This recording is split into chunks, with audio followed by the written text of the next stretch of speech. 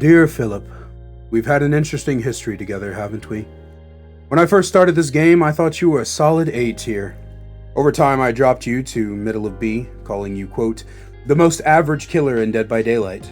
And then, I was forced to play you for 4 days straight in preparation for an analysis of your character. Over 50 games of playing, testing, theory crafting, and good God did I hate you. Then I released a tier list shortly after those 4 days, and I put you bottom of D tier, resulting in numerous death threats, slurs being hurled my way, and just a general amount of disgust from the Dead by Daylight community. Some of my most respected peers even basically called me stupid for my placement of you. But that isn't your fault. You're a fictional video game character. It's not your fault humans are jackasses. It's not even your fault I hate your Snorefest gameplay, because it was developers that made you. In any case, I hope you are doing well. Find enclosed the requested box of chocolates and the video of me jacking off in a chicken suit you requested. With loving regards, Kaiser. In all seriousness, I think it's time we take one last look at the Wraith before he gets locked away from me playing him outside of build requests, daily rituals, and if a second tome ever happens for him. I've taken a lot of time since the Wraith analysis was published, played more games with him offline so as to avoid me falling asleep midstream at the absolute boring way this killer plays, and after gathering actual constructive feedback from people who weren't entitled asshats, and the combination of playing him continuously unbothered by the need to entertain, I have moved him. I said I will never do another tier list, and I stand by that, but since that video I have updated my tier list of killers, and here he is, somewhere in the upper C tier, so I thought it'd be fun for us to sit down, and I can respond to some of the more valid criticisms and points to explain my placements, and maybe this time you guys can actually talk to me without calling me a fat. Argument run.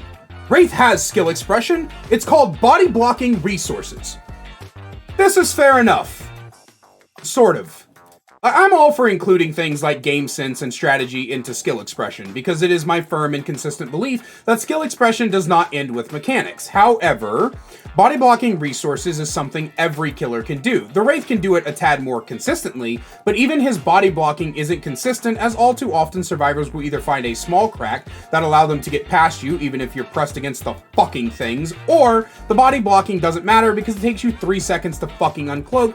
And that being said, there is a common and quite humorous thing you can do where you body block a survivor on a gen because they don't know how to pay attention. While Wraith does have this style of gameplay, it's still void of substance. It's not something that I can, in good faith, use as an argument he has higher skill expression than I gave him credit for. His gameplay loop, even with this fact, is very straightforward and boring. However, I did take this into account when reassessing his power level, so take that for what it is.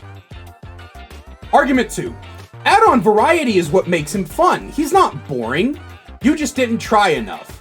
I mentioned this in my analysis video, but his add-ons aren't as varied as people say they are. I'd argue Trapper or even Nurse have far more variety of add-ons than Wraith does. What Wraith actually has is some of the best raw number increases and 2 of the best eerie add-ons with 1 of the best brown add-ons in the game.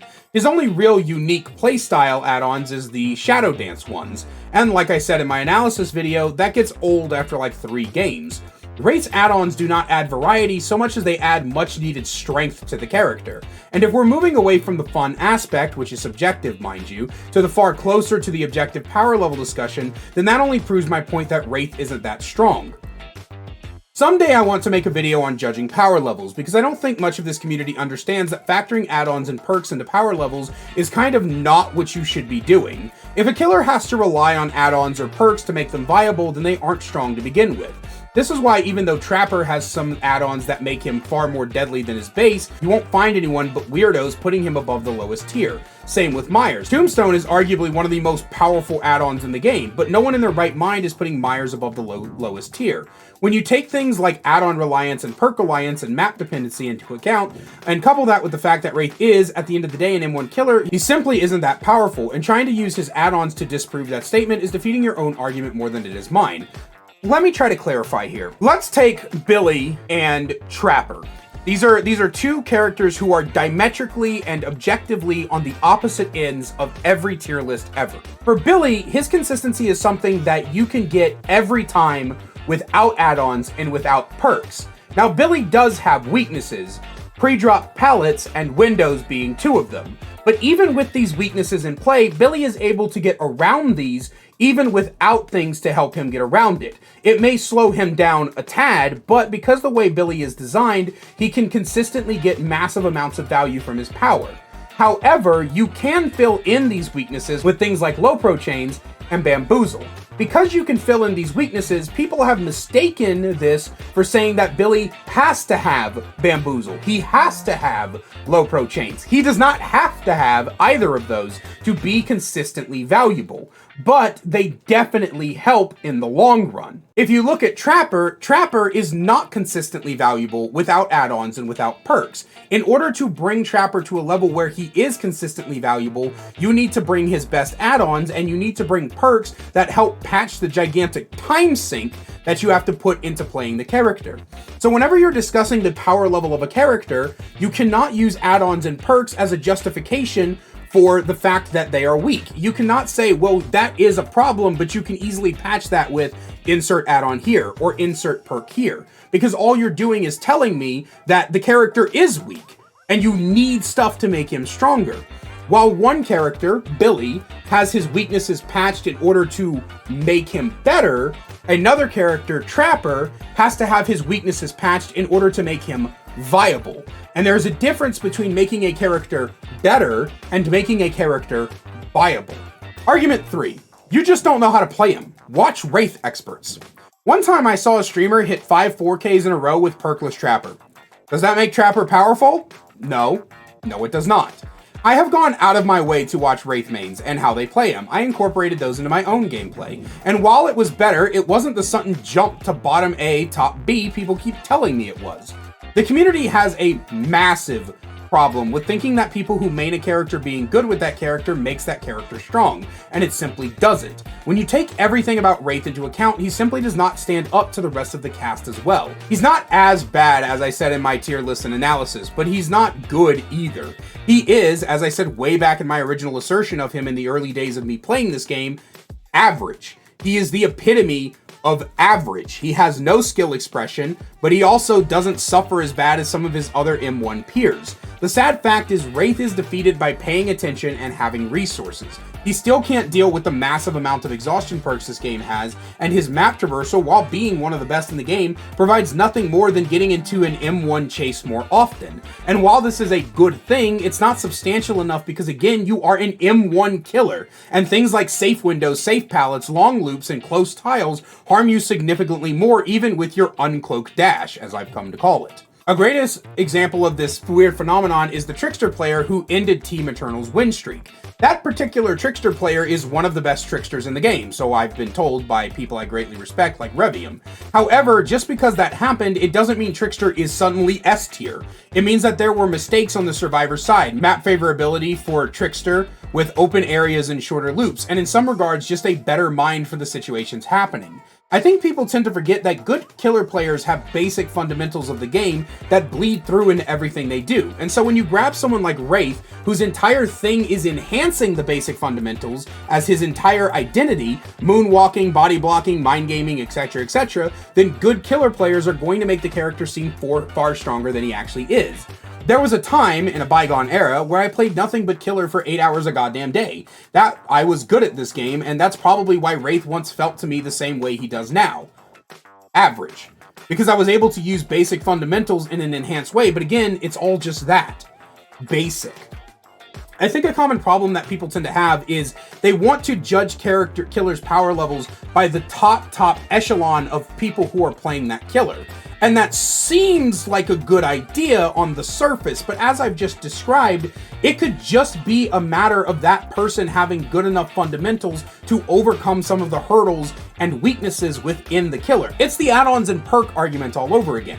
Granted, we shouldn't be judging killers based off of the worst players or the average players, but we also shouldn't be judging killers based off the top 0.00001% of people who play that killer. You need to find a middle ground between the average and the elite. because at the end of the day, a killer's potential is going to be showcased in those top 0.00001%. But if you need to put thousands of hours into a killer in order to get to that top 0.00001%, then that killer is not strong inherently. Argument 4. Wraith being straightforward is fine. I don't know why you're saying it isn't. People have said that it's fine that a straightforward killer like Wraith exists. In fact, it's a necessity for him to exist. And I don't inherently disagree. I think people mistake my complaining and my proposed changes for everything needs to be as I want it and every killer should apply to my playstyle. But my name isn't Scott Jund. I don't even think my proposed changes in my Wraith video would do much to change Wraith's inherent gameplay loop. They'd only make him better at what he currently does. But characters I don't like to play have every right to exist, and they need to exist for the health and longevity of the game. But in the same vein, I'm allowed to point out how I don't like the character in my own analysis of him. Media analysi, whatever the word is, are not just a layout of the facts, it is the facts and opinions meet perception. It's a deep dive and discovery of something, and you combine the facts with your feelings on those facts to present your conclusions. The point is to use the facts to inform your opinion of the media at hand. People can listen to the latest Sleep Token album, agree that factually it has a very poetic, mystical feel to it. One person, like myself, can tell you it's one of the greatest albums of all time, and another person can tell you they don't particularly enjoy that type of music, and we would both be valid in our conclusions. So if you agree with me that Wraith has a straightforward gameplay loop that's incredibly basic, then why argue with me on whether or not that gameplay loop is fun to play? Why try to make me feel dumb for talking about my own opinion toward factual gameplay loops, when in the end your feelings on the fact are subjective as well? Argument 5. You only put Wraith low because you don't personally enjoy him. Okay? This has less to do with Wraith and more to do with my general tier list, but I'm not going to make an entire video dedicated to this one asinine statement, so we're going to address it here. To say that I make my placements on a power level tier list based off personal enjoyment would be to ignore more than half of the placements on the original list. I enjoy Freddy, yet he's in D. I enjoy Legion and Clown, yet they were both in C on that original list. I do not enjoy Chucky, Spirit, or Nurse, yet they are all in the top 6. I find Deathslinger extremely fun, yet he's in the middle of the list. If you're going to argue against my placements, attempt to argue facts about the character. Don't presume any personal bias you think might be happening. It might be nice to think that I was going purely off of enjoyment for that list, but it was my opinion on power levels, not fun factors. I made a video on fun factor to play as and to play against, as a matter of fact, and you'll find those two lists don't match up with the power tier list even slightly.